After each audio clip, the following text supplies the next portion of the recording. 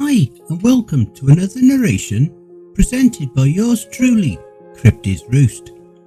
Be sure to check out the blooper reel at the end of the video, which is then followed by the end screen, where you will find more videos listed. So grab your coffee, sit back and enjoy the show. And don't forget, where fear is, happiness is not. The Hunt, Part 1.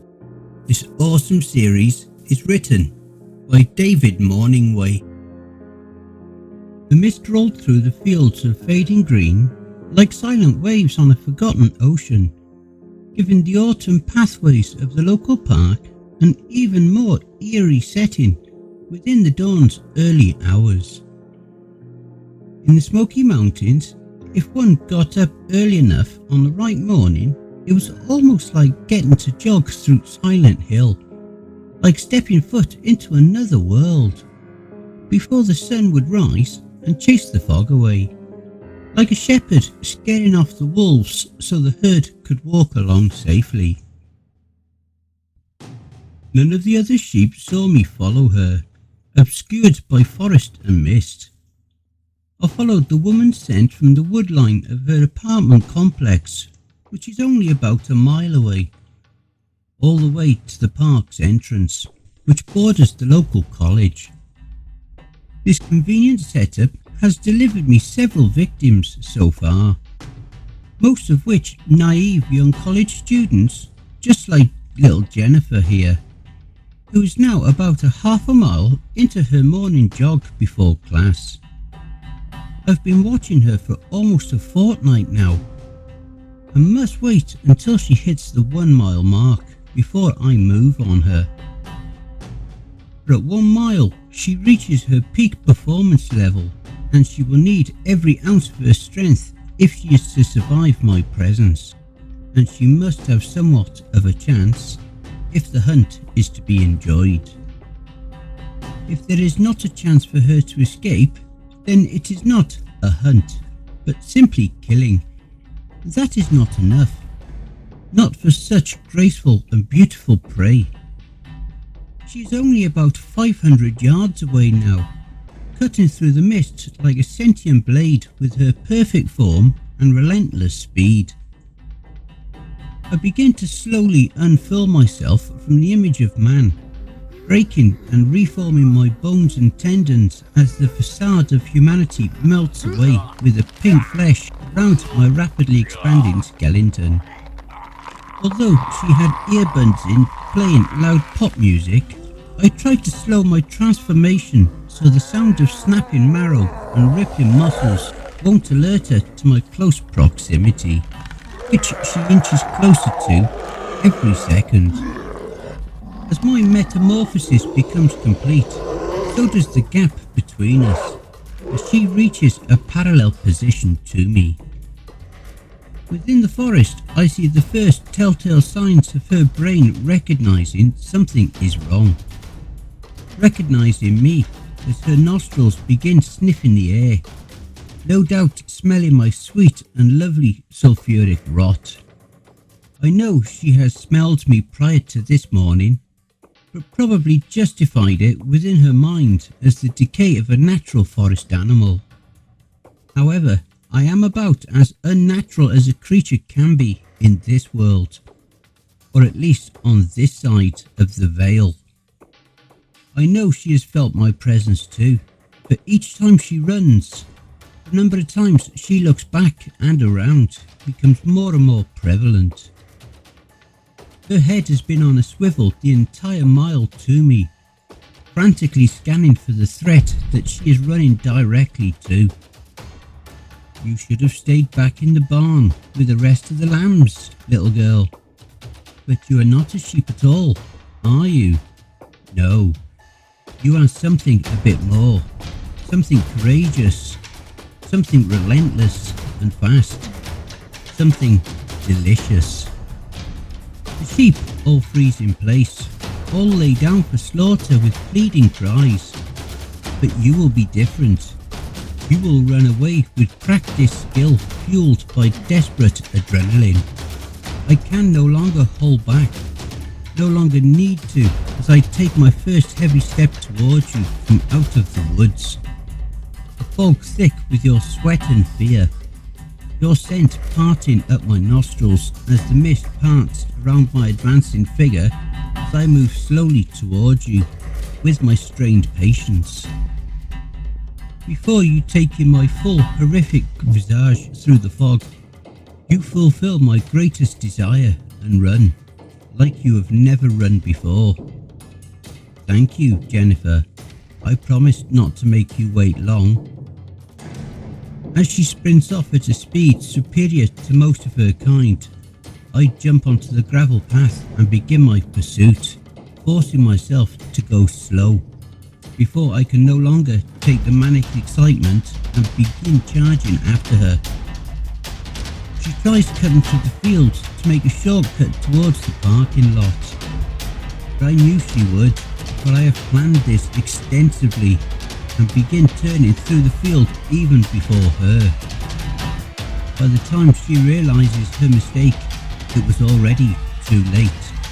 As she glanced back, I was already reaching the pinnacle of my jump and pounced upon her before she could even consider a course correction. As my jaw unhinges for the first exquisite taste, I thank her for her to return a fiery "fuck you" at me before I begin. A fighter down to her very last moment. Fighters always taste the best. The dream woke me up at precisely 3:33 AM, as they always do, making me spring up out of bed so instantly that it almost felt violent, as my breath pants strong with still lingering adrenaline and sweat pours heavily with slowly fading excitement and fear. As the implications of the dream ease into my conciseness, so does a smile, gently warming its way up my face like a welcomed sunrise. I had been growing quite bored, waiting for my next vision of the hunt, waiting for my next wayward victim to track down. As I rise out of bed to relieve my bladder, I stop and stare at the silver crucifix that was gifted to me years prior, gently rubbing my thumb and index finger around the circular band that surrounds the crucifix, right where I breathe in and out deeply as the vibrant yellow dulls, then transitions back to blue. How excited I am to find you, Jennifer. How truly happy I am to once again be the hunter. Don't worry, I promise not to make you wait long. The alarm snooze function on my cell phone issued out loudly for the third time. My parents never allowed me to sleep past the third sounding of the alarm's 5-minute snooze delay, and it was a habit I kept through all 3 years of college so far. Fuck, I say, in a half-mumbled tone as the hazy fog of sleep refused to dissipate from my now waking but still clouded mind. Although I had been doing fairly well at switching out my morning caffeine for a ginger and turmeric tonic, I have a full class schedule and need to get some cardio in after I do some pull-ups and push-ups. So I'm definitely going to have to improve some fresh brewed coffee, and quite immediately. A lot of my classmates are prescribed Adderall or even use meth to enhance their motivation for such obstacles. I would be lying if I said I never tried to do the same before, unfortunately. About 3/4 of the way through my freshman year, I became overwhelmed, overworked, hyper-anxious, depressed, spiritually lost, and pretty much any other negative side effect this world can throw at us at the hardest of times. And this unwanted blending of hopeless emotions led me to make some less than logical or safe life decisions. Fortunately, things like speed, alcohol, and most other drugs end up having adverse or unpleasant effects on me. with the usual enjoyment of the substance being outweighed by the horrid after effects with the gravity of a planet. The ratio of enjoyment compared to then feeling like rotten death after partaking was never even close to being balanced, with the latter always being far superior for me, and thus it not being fun or worth it at all. Although I didn't want to be able to enjoy doing such obviously self-destructive acts, it was still annoying seeing how others could sometimes functionally use this for their benefit, while I had to dig tooth and nail with every ounce of my energy and willpower to even try to succeed. This is a blessing, Jen, I reminded myself, and thought of how these substances have turned my cousin Charlotte into the walking dead, of how she was a track star and piano prodigy, and how she now sells her body and robs storage units for drugs. Although the memory of my cousin's devolution in life saddens me deeply, the perspective shift of my own situation hardens my resolve and wills me to grab my running shoes as the coffee maker hisses and sputters its usual symphony, signalling that the last remnants of my morning brew are now ready for consumption. After a few sips of coffee, I chug some branched chain amino acids and start my pre-run push-ups and pull-ups before I start thinking about my life too long and therefore lose motivation. After about half an hour, I complete my strength training and head out of my front door to the park.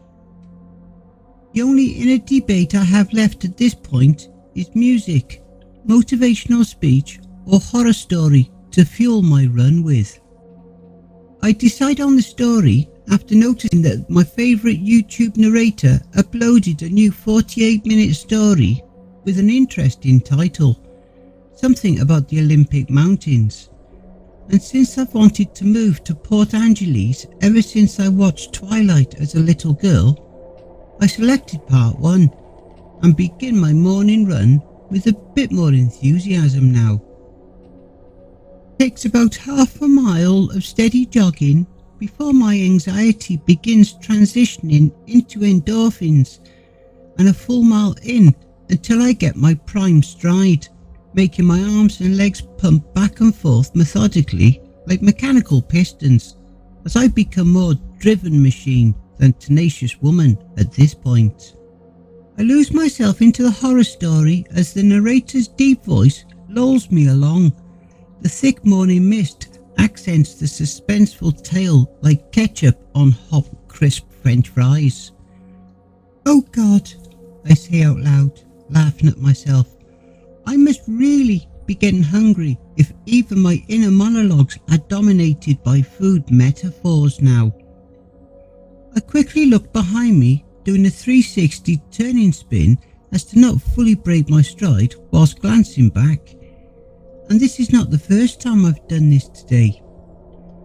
Why did I even actually do that? I try asking myself honestly, and genuinely have to think about it before I am completely honest with myself. I was scared. Why though? I asked myself. Nobody was there that time, or the other 2 times. I have listened to creepypastas and other scary stories while doing night runs, so this little morning jog should be nothing. You know that feeling you sometimes get in the middle of the night? That feeling like you are being watched in the darkness by something. Then the feeling gets so unignorable that it forces you to get up and turn the lights on. But not too quickly though, because you don't want to let it know that you know it's there, whatever it is.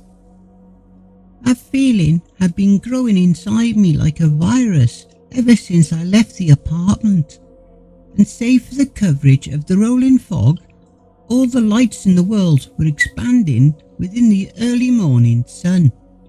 So there was nothing left to turn on, no switch that could be flipped to make the feeling go away, or fear subside.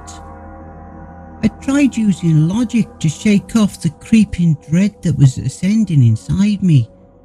Tried telling myself that the half of a cup of coffee I drank was playing on my already frayed and anxious nerves. Just as I thought, this process was beginning to work, until my dread swiftly and unforgivingly evolved into pure panic as I began to smell rotten eggs and dead animals. It was like the smell was making my brain jump into fight or flight mode, which makes no sense because I've grown up in the mountains around bears, dead forest life, and even a mountain lion once, briefly.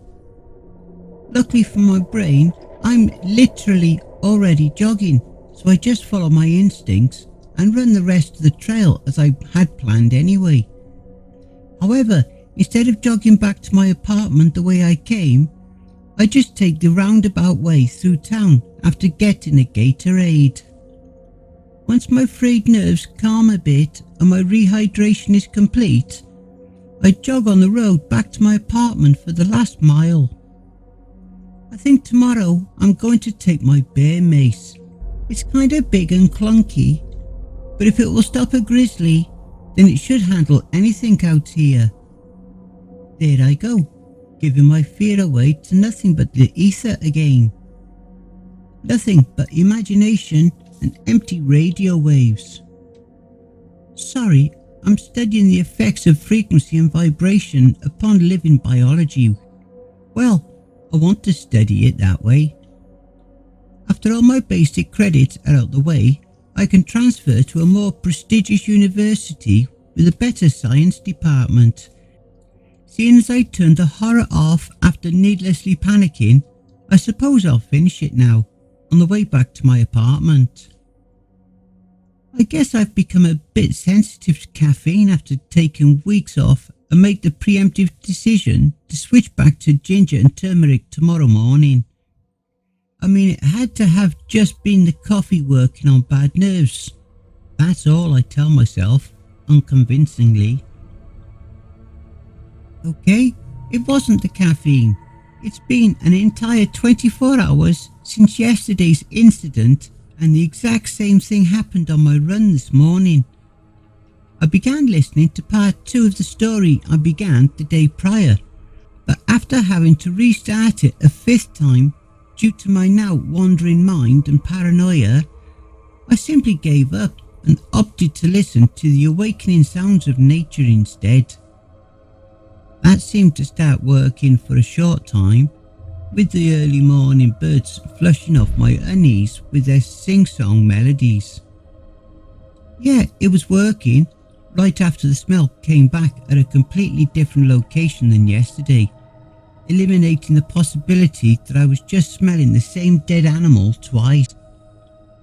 With the arrival of the horrid smell came the departure of every single sound of forest life, like a switch was flipped within the very primal core of nature. Life on, life off. And it happened so fast that the length of time it actually took seemed immeasurable. I stopped jogging completely now and held my bear mace out as if something would violently erupt from the woods and give frenetic chase after me. I was terrified of the unknown, or did my instincts actually know something was out there and was desperately trying to scream at me that I'm very much in real danger? I ran the rest of the way in a cautious, slow jog, my head turning back at random places whenever my knees deemed it necessary. I walked all the way back through town with the most recent incident overwhelming my train of thought. What the fuck is going on? I think to myself, like a desperate detective without a lead. All I know for sure is that if I'm going to keep running, then I'm going to need something better than just bear mace. Definitely the one, I say to myself as the young woman jogs by, seemingly oblivious to my presence, let alone my true nature, what profound danger she's truly in. She does a quick spinning turn whilst jogging, doing a fast check to see if anybody is behind her. She shouldn't have picked up the scent yet. Perhaps this one is a bit more in tune for picking up paranormal or supernatural presences. Perhaps this one is special and more sensitive to feeling life forms from beyond the veil. And no doubt much more. As I see her nose twitch up and down as she squints her face, her aura changes, signalling to me that fear and anxiety are now bubbling to her surface. She just picked up the scent, confirming my suspicions. But a force deep within her genetics, her very soul, alerted her to otherworldly dangers before she even smelt the repugnant decaying rot that now permeates the air. The next morning she returns, seemingly both more aware and prepared to the paved gravel and grassy trails of the Greenway Park. She is obviously more alert now, looking around randomly and unprompted at the misty forest scenery, as if she is being stalked. She stops completely this time and holds out a can of bear mace like a pistol, feverishly looking around in fearful anticipation of some attack. She is definitely sensitive. I step back a bit, letting myself take in the big picture as I rub my silver crucifix with my thumb and index finger, making myself focus entirely so things don't play out too prematurely. She takes the public path back to her apartment through town, as she did the day prior, and I follow her closely from the sanctity of the forest the entire way. Since you don't have a concealed carry permit, you will have to wear the holstered weapon outside of any clothing so it's not illegal, the pawn shop employee tells me in a thick southern accent. Although I too was raised in Western North Carolina, my father trained himself not to have an accent after getting into real estate and dealing with rich out-of-state clients. And my mother is from Huntington Beach, California. So I never really grew up with a southern twang like the vast majority of my friends. So, is it legal to jog to Greenway Park with this thing flashing on my hip? I asked the employee, replying to his prior statement. Well, you'll most definitely get some sour or alarmed looks. Maybe even a Karen or two giving you a "how dare you" speech. But you just ignore them. There aren't any signs prohibiting it. So you're 100% in your constitutional rights, and there's nothing them or the corrupt boys in blue can do about it, he says to me more enthusiastically as he turns his hip and lightly taps the absolute cannon of a revolver he has displayed. The boyish grin leaves his face shortly after, now being replaced by a look of cautiously hidden fear as he looks intently in my eyes. A young girl like you should find a nice safe gym to jog in. The Greenway isn't always safe, especially for college students right now, he tells me with genuine concern in his now lowering voice. How do you know I'm a student? What are you implying by it's dangerous right now? I ask with subtle panic in my voice. I saw your college ID when you were paying for the weapon. Plus I had to run a mandated background check for the 3-day waiting period for approval, he says matter-of-factly. I apologise to the man, letting him know that I've been a bit on edge and jumpy lately. Listen, he says in an almost whisper as he leans across the glass counter and looks around carefully for any eavesdroppers before he begins. Have you experienced anything weird out there? He asked. Have you noticed anyone following you, or just anything at all that would be reason for concern? He concludes. Yes, I say without even thinking, I mean, it's nothing. I'm probably just being paranoid. Is it like you're being followed? Or smelled something foul at the same time all the forest critters go dead quiet? He asks, even more hushed now. Yes, I answer in an alarmed whisper. Have you experienced it too? What the hell is up with that? The man paused for a long moment, seeming to have some sort of inner conflict. The kind of decisional turmoil someone has when they're keeping a secret that morally tears them apart. The man stayed like this for a short time before he finally exhaled loudly and looked into my eyes. For the past 6 months, this township has found 2 dead college students killed by unidentified predators. Yeah, Missy Martin and James Caldwell, I say, interrupting the man with the pre-existing knowledge. They found them up by Albert's Mountain, close to the abandoned fire watchtower. I think the paper said it was a bear attack or something. No! The man yells, before quickly composing himself and once again lowering his voice. He looks out the door to see if any customers are about to come in before he continues. The bodies were found ripped to pieces just off the side trails of the Greenway. They moved them to Albert's Mountain because it's a posted bear sanctuary and the town didn't want to lose the presence of the tourists that pour into Greenway Park daily. Not to mention the park borders the brand new golf course, so they don't want members going elsewhere, let alone lose more business the rich folks' pristine country clubs up in the Highlands. The man started rubbing his face in the palms of his hands while sighing. The kind of gesture someone does when they are extremely tired or stressed out, before letting go of his head and staring downward like he was almost ashamed of something. I was there, you see, he began. They sought out volunteers, locals to help move the evidence and not ask too many questions.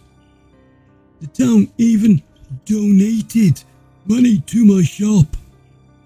I guess so I would keep my mouth shut. And I intended to. Told myself that it was the right thing to do. How we would all catch the beast responsible and keep money flowing into the town with our silence, so we could all take care of our families.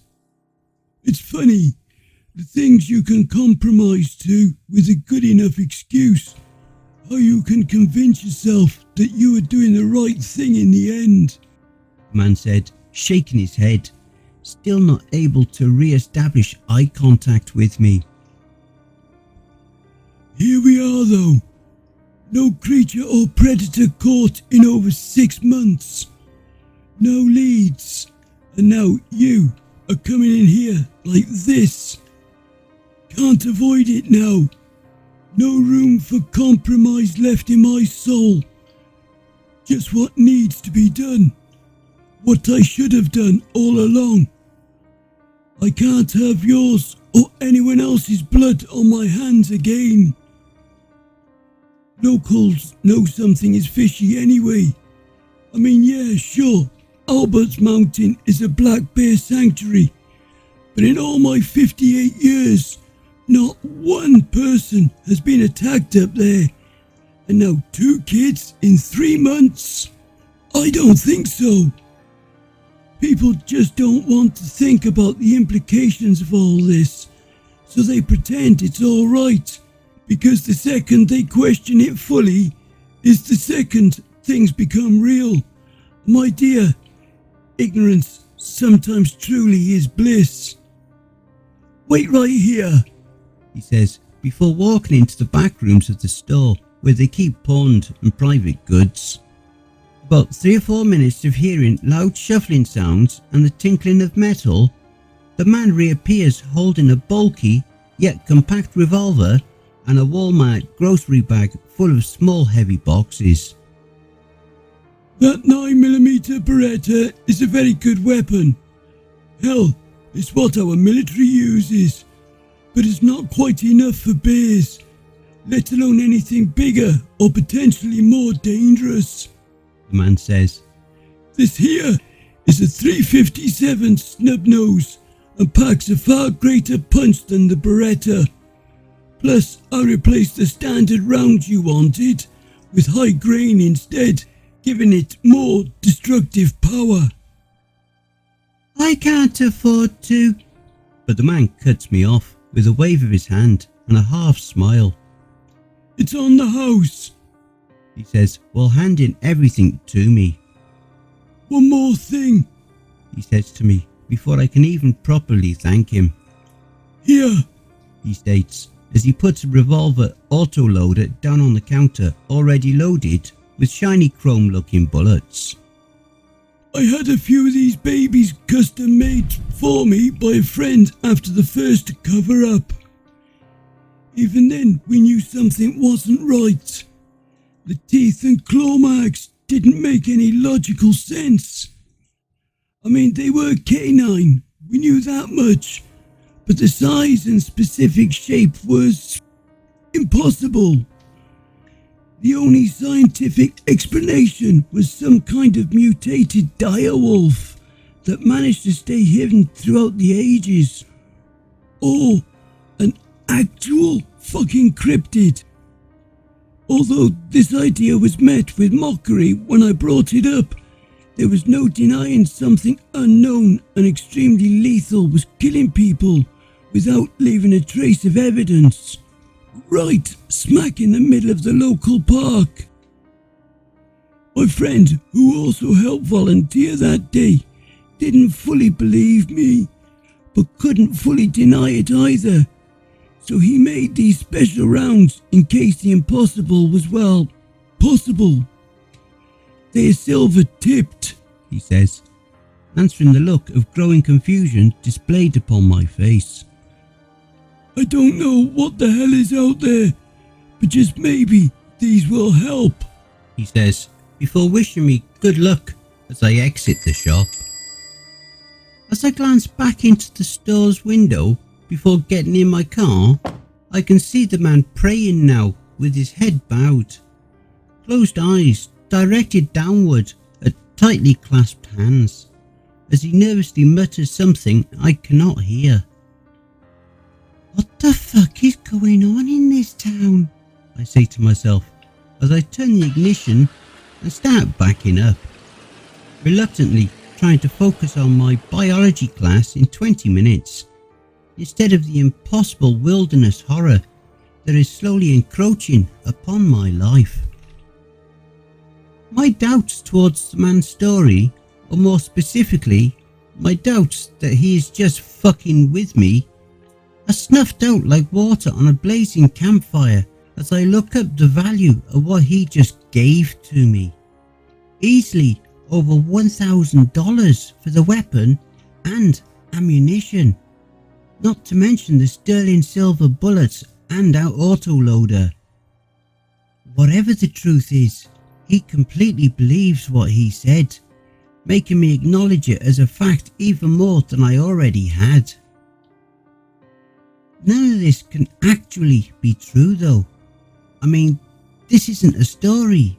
This is real life, where the only demons are depraved and diabolical humans, or maybe even large corporations that have corrupted the nation until we were dubbed Corporate America, but not literal monsters of fang and claw.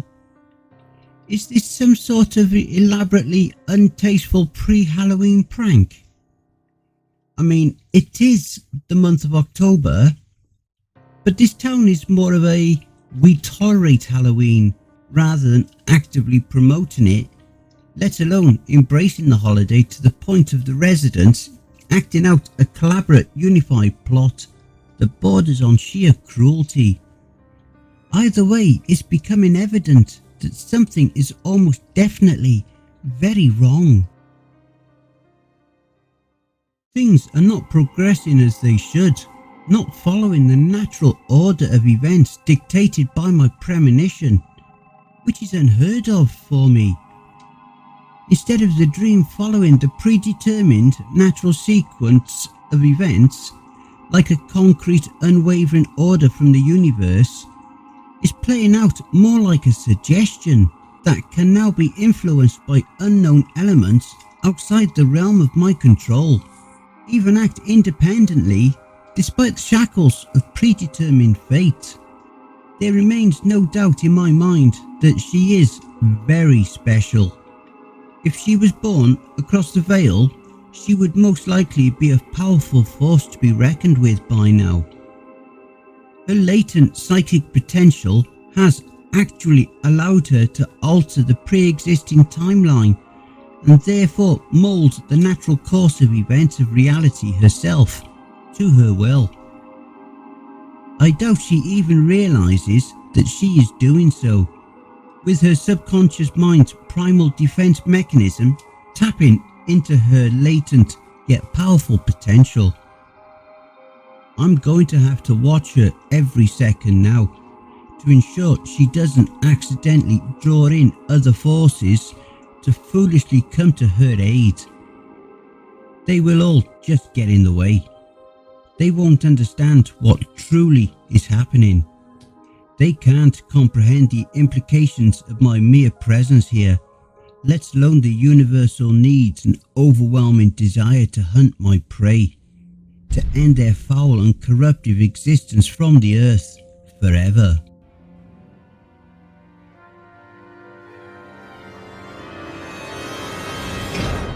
And I hope you all enjoy the blooper reel. This convenient setup had,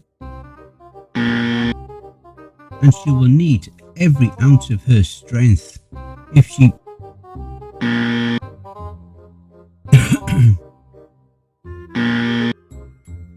As she glanced back, I was already reaching the pinnacle of my jump and pounced before her. As the implications of the dream ease into my consciousness,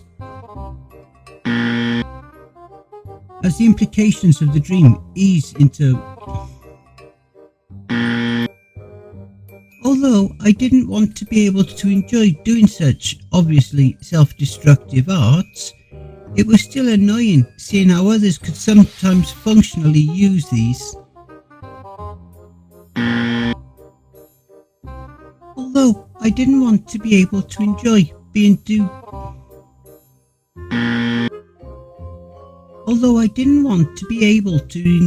fucking hell. Seeing as I turned the horror off,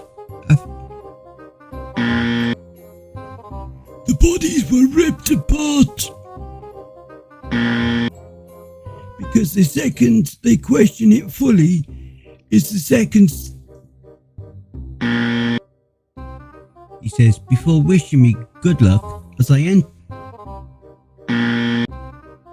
Easily over $1,000 for the weapon and ammunition.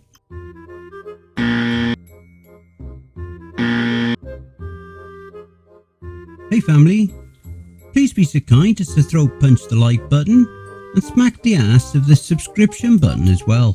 And remember to chokehold that notification bell and then select all. That way you'll receive all notifications each time I upload a new video. And by subscribing, you'll be the first to see all of our new spooky creepypasta stories. A very big thank you to David Morningway for allowing me to narrate this awesome series. Be sure to take a look at the playlist here for more of their stories that I may have already narrated. I would just like to say a very big thank you to all of the authors that I have worked with and all the ones that I will work with in the future. So thank you all, my brothers and sisters. And why not hashtag Cryptids Roost in your comments. A quick thank you to all my Cryptids Roost community family too. We are now well on our journey to 1,000 subscribers. So please spread the word and help us to grow and expand. and don't forget to share the videos too. If you would like to support us and throw me $1 or $3, I'd be very much appreciative. I do have PayPal, paypal.me/cryptidsroost. Alternatively, I have an account at buymeacoffee.com. You don't even need to register on either site to donate. I have a subreddit if you have a story you've written that you would like me to narrate for you. You can also follow us. All my socials are contained within the Linktree link below. And don't forget to check out the end screen. See above. That will also list some more videos in my back catalogue. All the links are below. Take care everyone, and I hope you all have a wonderful and peaceful night. And don't forget, where fear is, happiness is